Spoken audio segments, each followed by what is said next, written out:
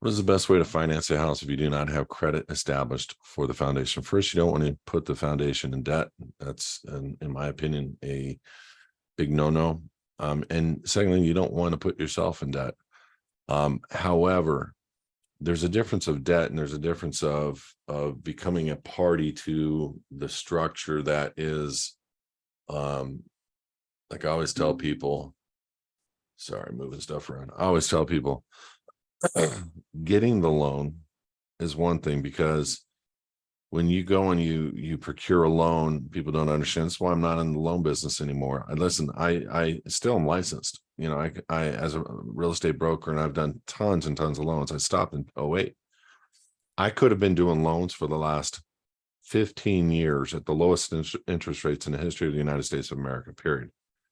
Hand over fist, making a lot of money. And I now know, I knew in '08, but I now know the difference of what a loan is and what fractional reserve banking is. So I just tell people, look, stay away from the elements of establishing a loan, which is drawing down on your BC through the Federal Reserve window. You don't want to enrich the banks, because you're literally taking the note and you're giving it to the bank. Banks flipping it over, endorsing it, and they're cashing your note, and they wire a sum of money to escrow to fund the loan. That's how it works. Nobody can say it doesn't work that way. That's how a public side loan with a financial institution like Bank of America works, period, hands down. You look at every note on the back of it, you flip it over, the bank is endorsing the note.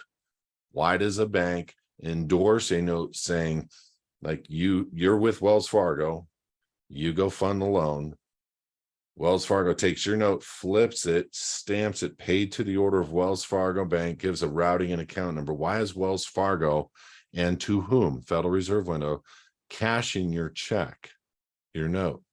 Because you've raised the money up off the birth bond account. Absolutely how it works, going through the Federal Reserve window, prepaying. Then they take the note, they put it on 32-pound watermark banknote paper, or they just put a CUSIP number on it, add it to a batch of other notes that they're doing the same thing with, and they wrap them all with one CUSIP. And then sometimes they say, well, let's make more money, and they slice up these into tranches and completely obliterate the note legally, lawfully, from having any validity to support the collateral for the house, meaning the deed on the house.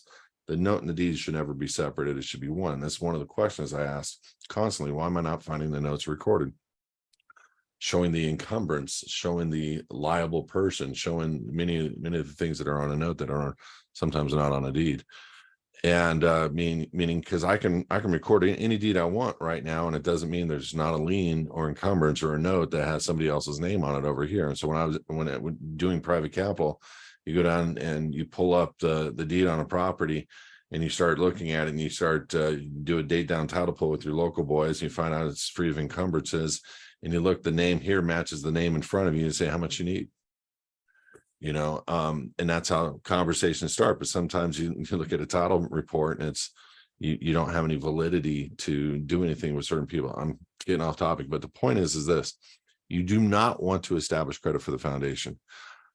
But people in the living in the private program, I created this is for them, and it's because they have supported us as a ministry. They've supported us by becoming private. Now I know that they're private. I can do this with them. We created a complete and total takeover of somebody's existing debt on a home. In this next few years, it will be raining that. You're going to be able to find people. It's a little more work, but it's just like going out and shopping for a house with a realtor. You tell the realtor, I'm looking for distressed properties for X amount, and they'll pull it up for you, give you some distress, you mail some letters, knock on some doors, whatever. Hey, I can help you out. And what do you mean help me out? Well, if you don't know what you're going to do with this, is what we can do.